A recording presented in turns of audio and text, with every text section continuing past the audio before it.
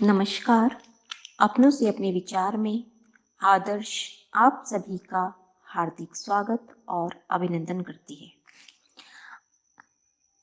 आज हम बात करेंगे भारत की प्रथम महिला शिक्षिका। आप सभी जान गए होंगे हम किसकी बात कर रहे हैं। हम बात कर रहे हैं सावित्रीबाई ज्योतिराव फुले की, जो कि एक शिक्षिका तो थी ही थी, साथ ही साथ एक समाज सुधारिका भी थी और मराठी कवित्री भी थी। इन्हें आधुनिक मराठी काव्य का अग्रदूत भी माना जाता है।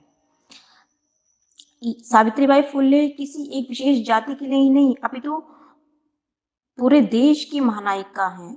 उन्होंने हर जाति और धर्म के लिए उन्होंने काम किया और ये सावित्रीबाई फुले ही थी जिनके कारण जिन्होंने पहला विद्यालय खोला बालिकाओं के लिए, जिनके कारण हम बालिकाएं पढ़ने में सक्षम हो पा रही हैं। तो चलिए जानते हैं इनके बारे में। सावित्रीबाई का जन्म 3 जनवरी 1831 को नायगांव, जिसे वर्तमान में सतारा जिले में है, एक कृषि परिवार में हुआ था। इनके पिता खंडोजी नेवसे पाटिल और माँ का नाम लक्ष्मीबाई था। ये परिवार में सबसे बड़ी बेटी थी और उस समय क्या होता था कि बेटियों की जो शादी होती थी वो बहुत ही जल्दी उनका हो जाती थी। तो सावित्रीबाई का भी विवाह बहुत ही कम उम्र में हो गया था। 8 वर्ष की आयु में ही मात्र इनका विवाह ज्योतिराव के साथ हो गया था और उस समय ज्योतिराव की उम्र भी बहुत ज्यादा नहीं थी, उनकी उम्र 14 वर्ष की ही थी। ज्योतिराव जो है वो सावित्रीबाई के केवल पति ही नहीं थे, बल्कि उनके एक संरक्षक, गुरु और समर्थक भी थे। कह सकते हैं कि सावित्रीबाई फुले को ज्योतिराव का बहुत ज्यादा साथ मिला, जिसके कारण वो सभी कार्यों को अच्छे से कर पाई। स्कूल में पढ़ते समय ज्योतिबा की जो मित्रता थी वो सदाशिव राव बल्लाळ गोवंडे से हुई, जो कि जाति से एक ब्राह्मण थे। और इन दोनों ने मिलकर के अपने पढ़ाई के समय में ही एक बुक पढ़ी थी जिसका नाम था राइट्स ऑफ मैन, जिसे सुनकर पढ़कर ज्योतिराव ने समझा कि मनुष्य को सबसे पहले अपने अधिकारों का ज्ञान होना चाहिए, तभी हम जीवन को अच्छी तरीके से जी सकते हैं। और जब उन्होंने इस बुक को पढ़ा तो उनको ये लगा कि एजुकेशन केवल किसी एक जाति, लिंग, धर्म विशेष के लिए नहीं होनी चाहिए, सभी के लिए होनी चाहिए। इसीलिए सबसे पहले ज्योतिराव ने अपनी पत्नी को पढ़ाया और फिर दोनों ने मिलकर के बहुत सारे विद्यालयों को खोला। सबसे पहले जैसे अगर हम बात करें तो सामान्य जो स्कूली शिक्षा थी वो तीसरी चौथी तो सावित्रीबाई ने ऐसे ही पास की है ना। उसके बाद अहमदनगर में मिस फॉर इंस्टीट्यूशन में इन्होंने प्रशिक्षण लिया। ज्योतिराव ने अपने बहुत सारे सामाजिक प्रयास किए कि सावित्रीबाई को पढ़ाने के लिए। ऐसा नहीं कि बहुत आसानी से उन्होंने पढ़ाई कर ली थी, इसके लिए उन्हें अपने परिवार से भी अलग होना पड़ा। इनके परिवार वालों ने भी इनको निकाल दिया था, क्योंकि किसी भी चीज को करने के लिए क्रांति लानी होती है और जब हम कुछ सही कर रहे होते हैं तो विरोधों का भी सामना करना पड़ता है। सबसे पहला जो स्कूल खोला था इन्होंने लड़कियों के लिए, पहला स्वदेशी स्कूल ज्योतिराव और सावित्रीबाई फुले ने मिलकर के 1848 में खोला था। और इस कदम के लिए परिवार और समुदाय के लोगों ने और समाज के लोगों ने इनका बहिष्कार कर दिया।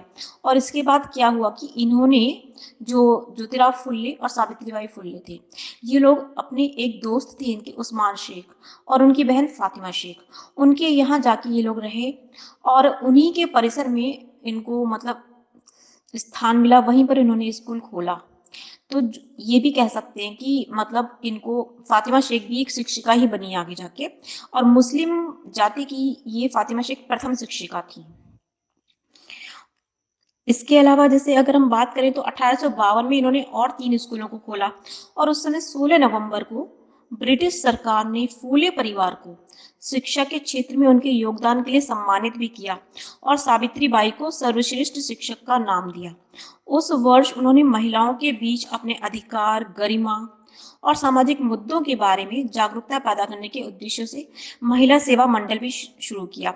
और उस समय बहुत सारी कुप्रथाएं व्याप्त थीं, जैसे विधवा विवाह, विधवाओं के साथ अत्याचार होना, सती प्रथा, विधवाओं के बाल मुंडवाना, इन सब का इन्होंने यथाशक्ति विरोध किया और महिलाओं के साथ रही, उनके कष्टों में उनका साथ दिया। सावित्रीबाई और फातिमा शेख ने महिलाओं और के साथ-साथ अन्य कमज़ोर जातियों को भी पढ़ाना शुरू किया और इसमें सभी जातियाँ थीं, चाहे वो जो मतलब ब्राह्मण जाति हो, दलित जाति हो या कोई भी जाति हो। और जब ये सावित्रीबाई विद्यालय में पढ़ाने के लिए जाती थीं, तो होता क्या था कि जो समाज के जो लोग थे, वो जाते समय रास्ते में इनके ऊपर गाय का गोबर, मिट्टी, पत्थर आदि फेंका करते थे। तो सावित्रीबाई फुले की जो साड़ी जिसको पहन के जाती थी, ये पूरी गंदी हो जाती थी। वो क्या करती थी कि एक साड़ी अपने पास थैले में रख के लेके जाती थी और जब वो विद्यालय पहुँचती थी तो अपनी उस गंदी साड़ी को उतार के फिर से थैले में रखती थी और दूसरी साड़ी पहनती थी। फिर पढ़ाने के बाद फिर से उस गंदी साड़ी को पहनती थी कि उन्हें पता था कि अब हम जाएँगे तो फिर से हमारे ऊपर पत्थर वगैरह फेंकेंगे और फिर वो लौटती थी उसी साड़ी के साथ। इस तरीके से मतलब कह सकते हैं कि हम जो लोग आज पढ़ पा रहे हैं तो ये कहीं न कहीं उन सभी लोगों की देन है। इसके अलावा ऐसा नहीं है, इन्होंने सावित्रीबाई फुले ने लेखन, पेंटिंग जैसी गतिविधियों के लिए भी लोगों को बहुत प्रेरित किया। और जो 1863 ईस्वी में ज्योतिराव और सावित्रीबाई फुले ने मिलकर एक देखभाल केंद्र शुरू किया, जिसमें कि मतलब सभी जाति की महिलाओं को की देखरेख होती थी। किसी भी प्रकार से वो दुखी हैं, समाज से बहिष्कृत हैं, तो उनके लिए चाहे वो विधवा हो या कोई भी हो, है ना?